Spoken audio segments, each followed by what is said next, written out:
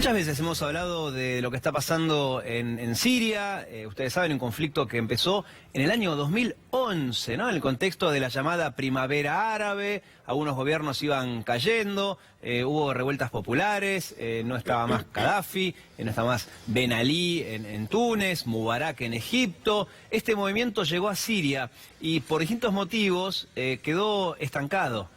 Por así llamarlo, es un eufemismo. Hablamos de más de 300.000 personas, algunos dicen 500.000 de personas que murieron, la infraestructura de un país que ya no existe, o al menos no es lo mismo que era antes de 2011. Algunos creen que la mitad, por lo menos, de los puentes, cañerías, cloacas, edificios, dejaron de existir.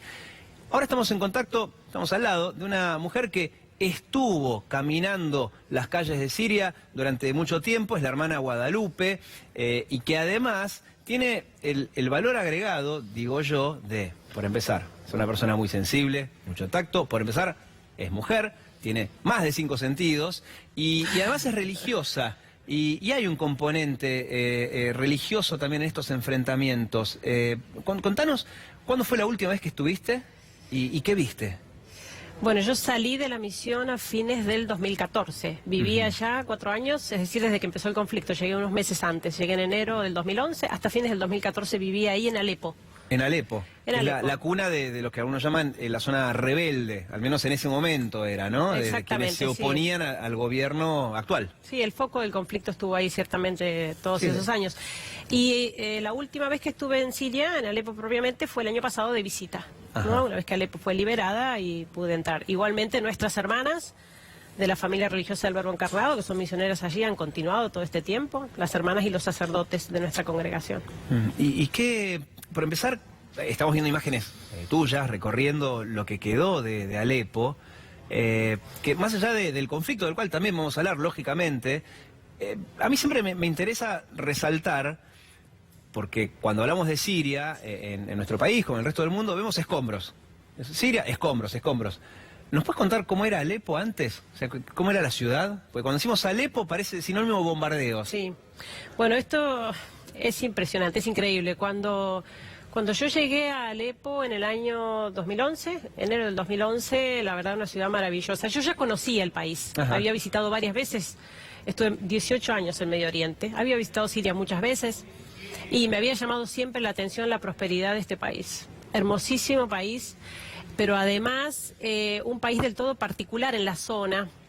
Porque hay que pensar que en Medio Oriente la religión mayoritaria es el Islam y por lo tanto los cristianos son una minoría que normalmente es una minoría perseguida, al menos discriminada. Claro. Y esto en Siria no se daba. Gobierno laico, no regía la ley islámica y por lo tanto buena convivencia entre cristianos y musulmanes. Eso le da todo un ambiente distinto a la sociedad, ¿no? Una sociedad muy pacífica, muy tranquila. Multicultural, ¿no? Con la riqueza que eso te debe dar, ¿no? Que convivan tantas creencias. Y además tan próspera económicamente. Hay que pensar que Siria era un país realmente poderoso y por eso un país molesto. Claro. Para los intereses internacionales, ¿no? Claro. Un país que no tenía deuda externa, un país que se autoabastecía, con muchos recursos naturales, un país que, o sea, yo lo visité muchas veces antes y viví allí antes de la guerra, un país que no conocía la desocupación o la delincuencia. Claro.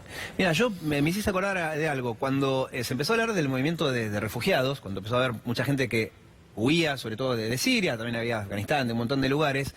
Algunos lograban cruzar el Mediterráneo y llegaban a Europa. Yo me acuerdo que acá cuando decías refugiados, así como decís Siria, te imaginás escombros.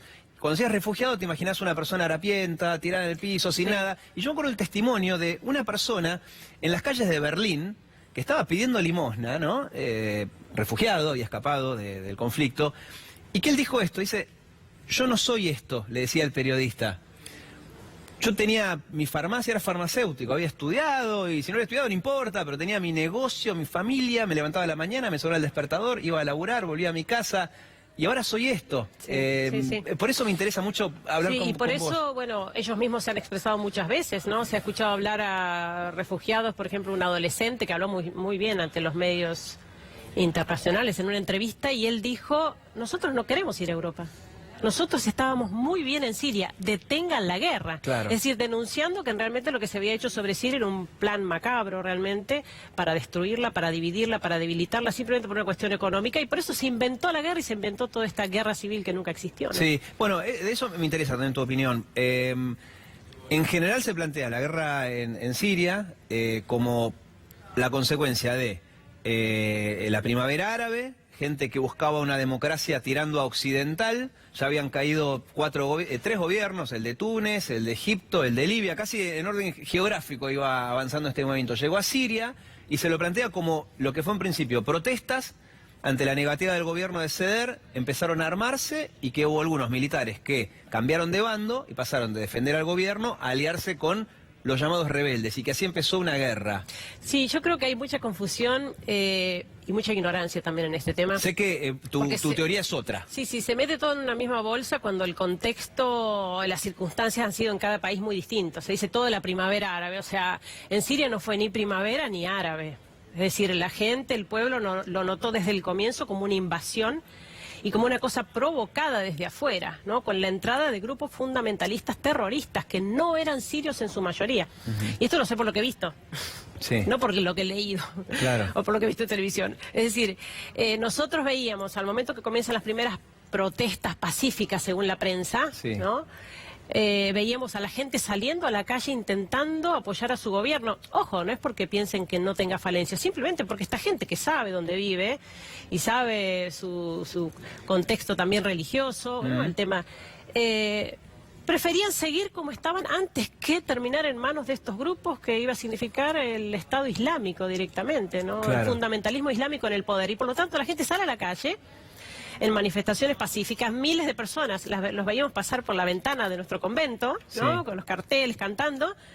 Y esas mismas imágenes, las vi yo, esas mismas imágenes en noticieros internacionales, pero comentadas, continúan las manifestaciones del pueblo sirio que sale pacíficamente a la calle pidiendo a su presidente que se vaya. Claro. Es decir, lo contrario de lo que la gente intentaba manifestar. Lo que pasa es que yo creo que no tenemos que ser ingenuos tampoco, ¿no? La opinión pública, ¿cómo se forma la opinión pública? La opinión pública se forma a través de los medios de comunicación, claro, la prensa. Mediante imágenes. Exactamente, ¿no? Y lamentablemente quienes manejan la prensa, los poderosos de este mundo, y lamentablemente tienen intenciones torcidas, y claro, por eso, para justificar sus intereses y sus malas intenciones, es que manejan la opinión pública como quieren. ¿Y cómo era, vos que estuviste ahí, la vida en Alepo? Ya nos contaste antes de que empiece el conflicto, que era un país sin deuda, con libertad religiosa, gobierno laico, etcétera. Empezó el conflicto. ¿Cómo era la vida? Me refiero a cuando empezaron los disparos, sí, y las bombas. ¿Cómo era vivir ahí? La gente que tenía un trabajo, que tenía que ir a estudiar, ustedes que tenían que reunirse. Bueno, ¿cómo era? Fue tremendo el cambio, ¿no?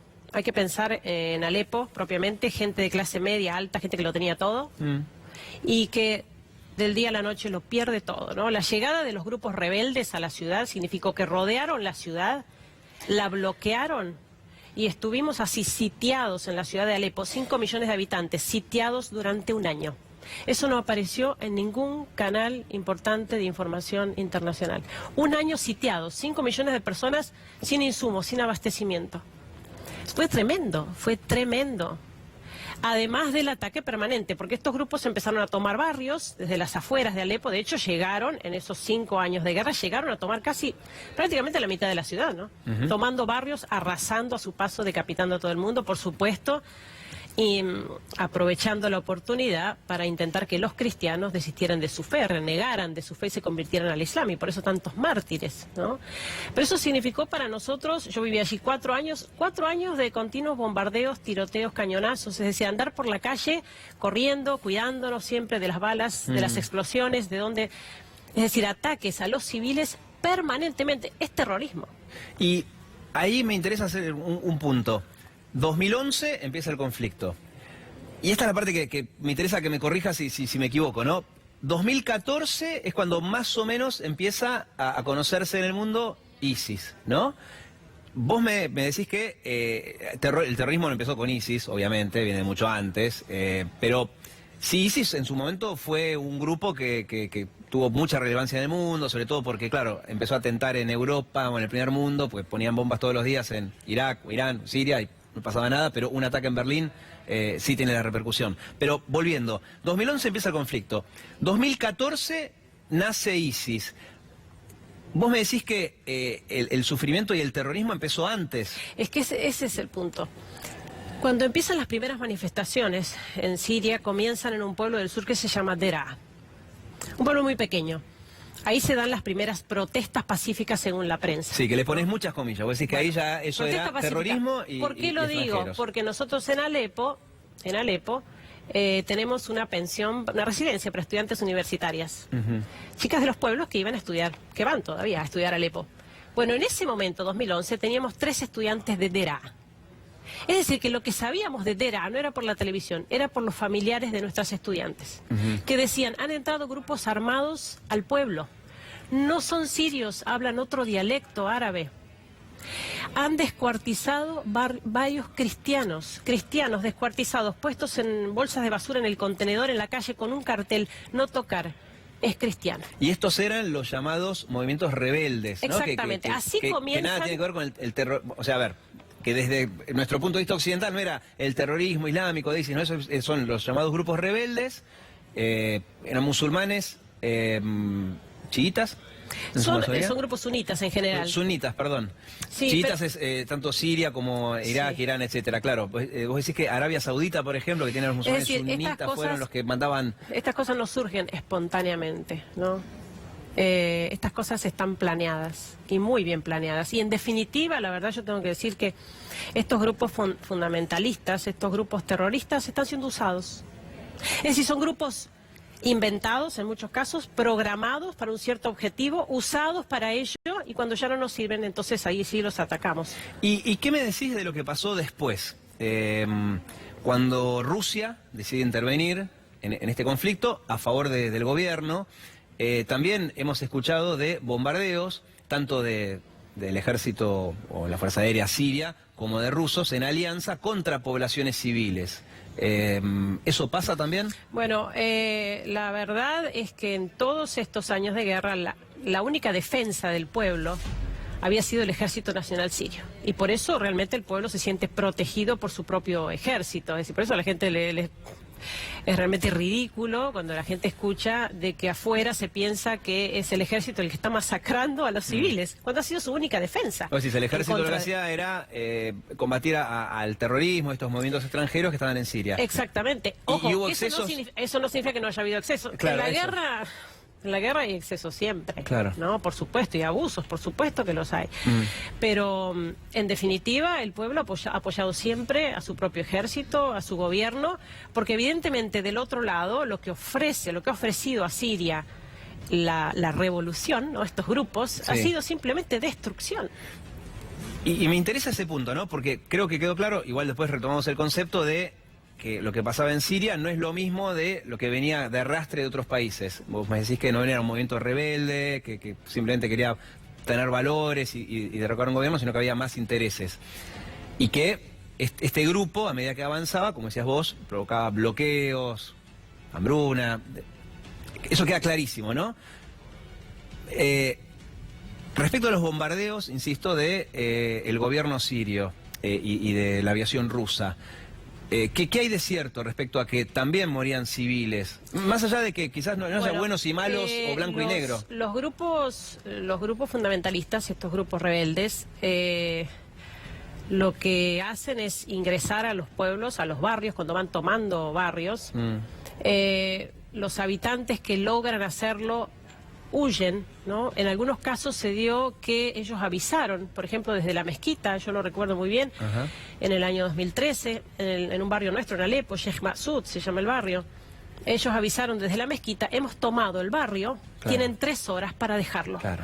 La gente que pudo huyó, bueno, corriendo, salieron con lo puesto, pero ¿cuánta gente que no puede salir corriendo? Sí, claro. Bueno, y la gente que quedó dentro fue masacrada o obligada a colaborar con estos grupos. Y después, ¿qué sucede? Evidentemente, cuando un barrio está tomado por los terroristas y el Ejército Nacional ataca, o Rusia, evidentemente habrá también víctimas en el barrio que está tomado. Claro.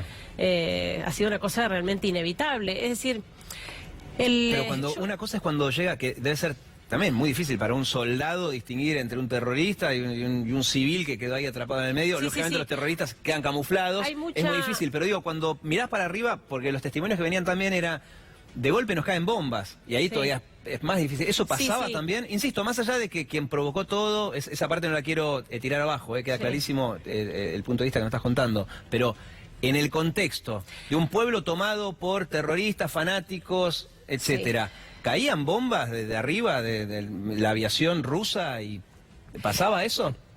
Ciertamente pasaría, pero yo creo que todo eso está exagerado. Entiendo. Y yo creo que todo eso está acentuado de manera totalmente unilateral.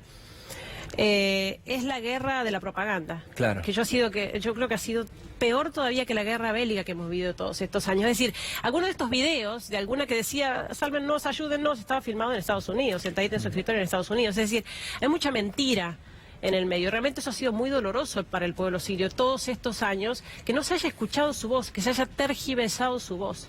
Y por eso, al momento en que estos grupos terroristas, los grupos rebeldes, están siendo reducidos, Sí. ¿no? Dominados.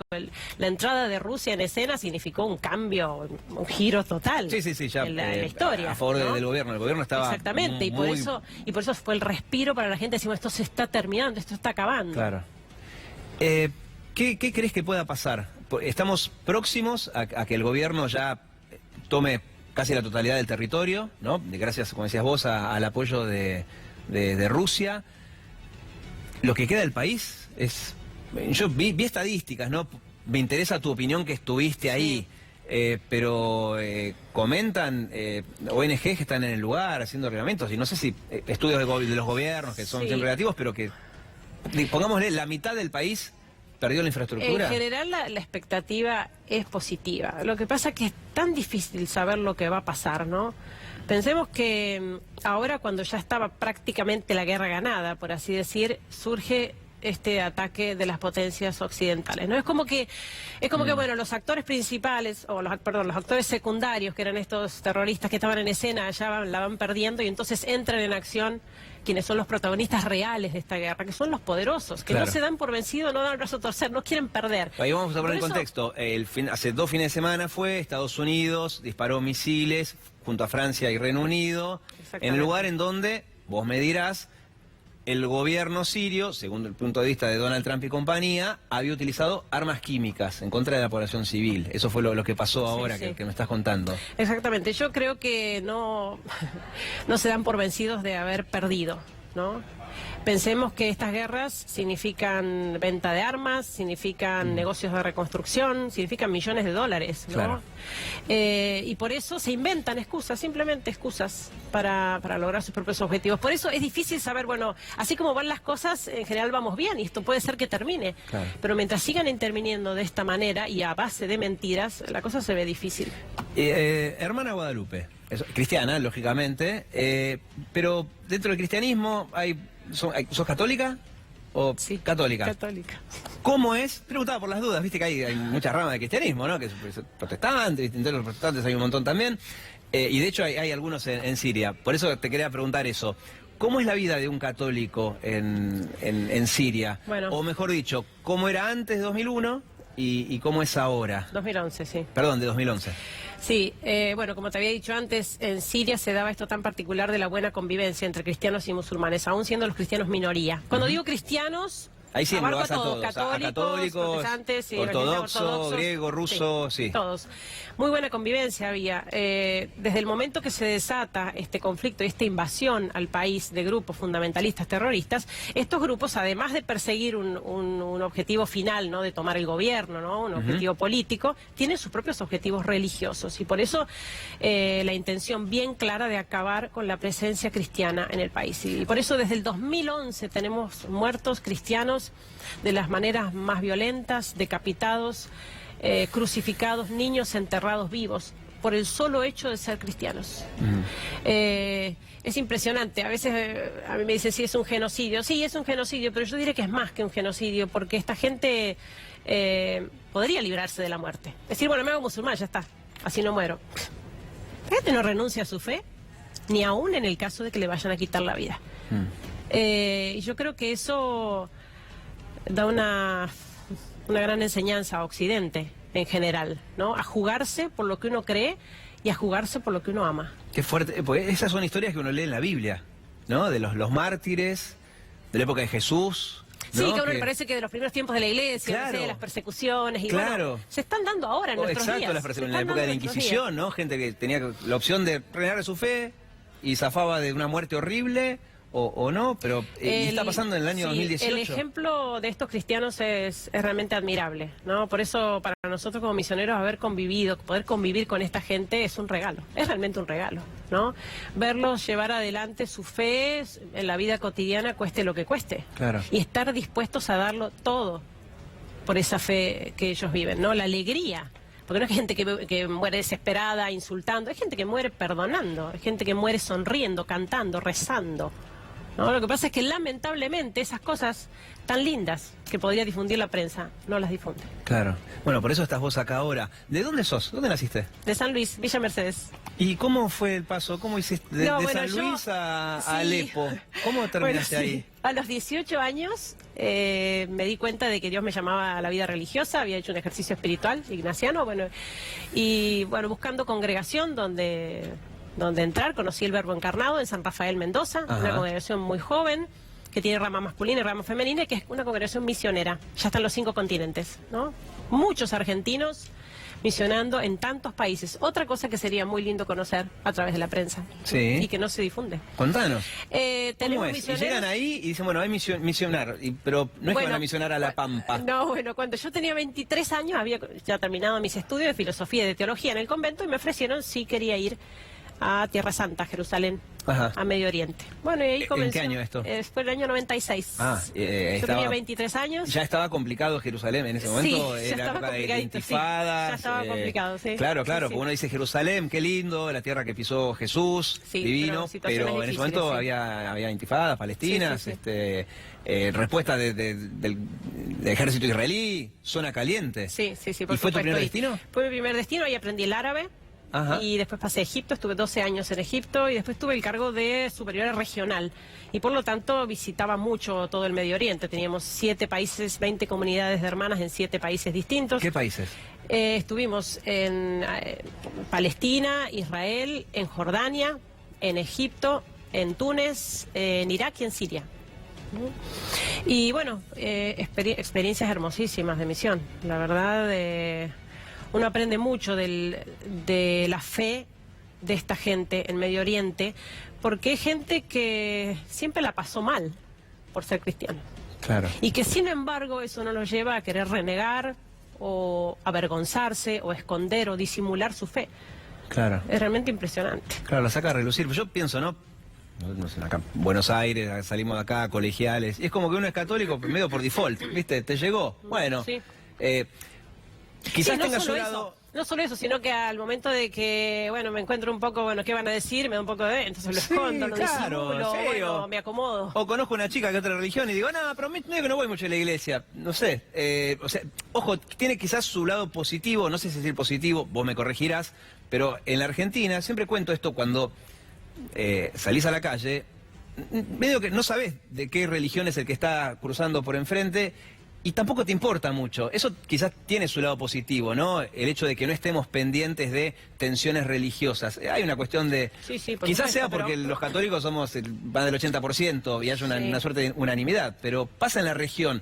Esto de enfrentamientos o muertes o decapitaciones o cosas terribles por cuestiones religiosas, medio que en Latinoamérica no lo terminamos de entender. Sí. Igual me parece que por la superficialidad en la que se vive en el mundo actual, uno no se plantea estas cosas importantes. A porque eso no iba, es, claro. escúchame, no es, yo soy católico cristiano, es como si dijera yo soy de River y vos sos de Boca y yo te respeto y como no me peleo. Ahí está. O sea, es una cuestión que define mi destino eterno. Claro. Ese es el punto. O sea, yo soy cristiano no porque me gusta, voy a rezar, me gusta en la iglesia como Sí, cantan. medio porque mi papá, mi abuelo. No, claro, es porque yo me doy cuenta de que después de la muerte viene lo más importante, ¿no? Y yo quiero ganarme la vida eterna. O sea, estamos hablando de cosas mucho más importantes que lamentablemente en el mundo de hoy no se plantean. Yo creo que es todo parte del mismo paquete, ¿no? Por eso digo, yo le echo mucho la culpa en general a quienes manejan la información en el mundo actual, porque mantienen a la gente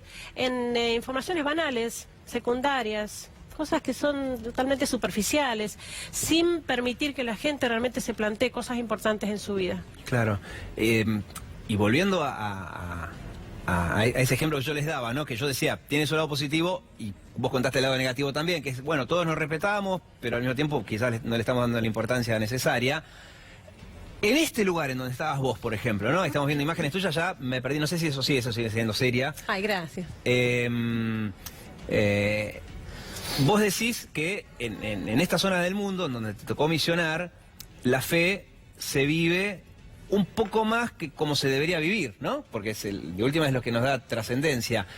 Pero así como eso es bueno, que la religión esté un poco más presente en cada uno, te pregunto, en Siria, en Irak, mirá esa foto, ¿esa sos vos? Soy yo, sí. Mirá, bueno, impactante esa foto. En lugares como este, ¿no? En donde la religión se vive más intensamente, que es como, sostenés, con mucha razón, que es como la tenemos que vivir. ¿Cómo es la convivencia?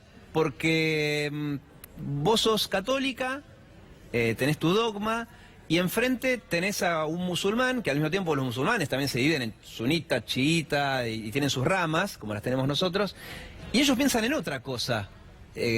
¿Cómo es la convivencia? Bueno, por eso la convivencia es muy distinta la manera en que se vive el Islam en cada uno de estos países. Es muy distinta la situación, ¿no? Y las circunstancias de cada lugar. Por eso digo que en general los cristianos no tienen derechos en estos países, ¿no? Y por eso están obligados a practicar su fe de manera totalmente privada. Ajá. Es lo que te digo que no sucedía en Siria, ¿no? Donde había no solamente convivencia, sino libertad para estas minorías religiosas, para poder también expresar su fe, ¿no? Pensemos que Arabia Saudita invierte millones de dólares en Europa para construir mezquitas, sí, ¿no? Realmente inversiones muy grandes que los países no desaprovechan, pero sin embargo está prohibido construir una iglesia en Arabia Saudita. Es decir, la intolerancia es tremenda en algunos países y esto es muy poco conocido. Claro. Bueno, y ahí también me diste pie para algo, ¿no? Porque Arabia Saudita es, recordábamos, un país en donde las mujeres hasta hace muy poco no podían manejar. Creo que recién el mes que viene, en mayo, van a poder manejar, ¿no? No pueden salir del país sin la autorización de un hombre. Hasta hace poco no tenían cines, ahora inauguraron uno porque hay un príncipe heredero que está como abriendo la cultura. En cambio en Siria vos me decías que había un presidente, lo sigue siendo, un estado laico. Digamos, viste que acá cuando dicen estos lugares de los musulmanes, como si fueran una sola cosa, quizás por la lejanía, ¿no? Pero la religión musulmana y los países en donde la mayoría de su población es musulmana son bien distintos. Tenés casos como el de Arabia Saudita, insisto, las mujeres. El testimonio de una mujer en Arabia Saudita vale la mitad del testimonio de un hombre en un juicio. Sí, sí, lo que pasa es que... Pero eso no es todo el mundo musulmán. Sí, no, por supuesto, depende del grado el grado en que se esté viviendo el Corán, ¿no? Y por eso hay tantas diversas escuelas, por así decirlo, tantos modos de vivir el Islam.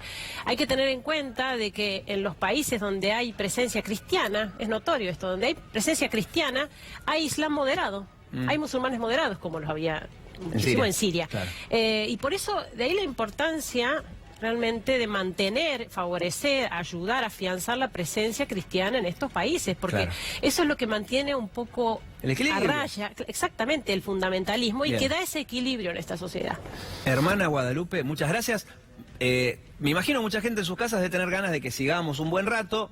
No podemos, le hemos dedicado muchísimo tiempo, pero redes sociales, claro, para aquellas personas que quieran saber más acerca del trabajo de la hermana Guadalupe, sabemos que es muy activa en redes sociales, así que por favor contanos, ¿dónde te podemos seguir? Sí, bueno, desde que empezó la guerra nosotros abrimos 2 páginas de Facebook, justamente para contar lo que realmente estaba pasando cuando vimos la mentira que se estaba tramando detrás de todo esto. SOS Cristianos en Siria y Amigos de Irak. Las 2 páginas de Facebook que abrimos en aquel momento. Últimamente, en estos últimos 2 años, en que, bueno, me he dedicado un poco a dar testimonio a pedido de la misma gente, ¿no? Que quiere saber lo que pasa. Y eso se formó alrededor de esto un movimiento que se llaman los nazarenos. Tiene su propia página de Facebook, Nazarenos Perseguidos. Sí, de hecho, el fin de semana pasado hablamos con un sacerdote, estaba todavía, en Siria estaba. El padre Luis. El padre Luis, exactamente. Sí, Nazarenos. Nazarenos Perseguidos. Perseguidos. Se llama la Nazarenos página Perseguidos de Facebook. En Facebook.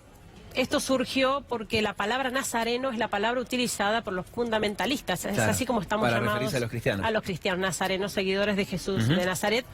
Y ellos marcan las casas de los cristianos con una letra, que es la letra árabe Nun, ¿no? Que es una cerradura con el puntito. Ajá. Esa es la letra con la que identifican las casas cristianas, marcan los muros, para saber que en esas casas hay que entrar matando, ¿no? Claro. Degollando. Y por eso se ha convertido, aun cuando para ellos es el signo de la maldición, se ha convertido para nuestros cristianos y para, bueno, para todos los que los apoyamos. En un símbolo que lucís ahí con orgullo. De los mártires. Ahí están entonces las páginas en Facebook para seguir los relatos de la hermana Guadalupe. Me di cuenta que te tuteé toda la nota, pero es que provocas eso. No sé si sé bien. Pero ya Gracias, es tarde y me confieso ante la hermana en ese sentido. Gracias, ¿eh? Gracias a ustedes. Ha sido más que amable. Gracias. A ustedes le decimos que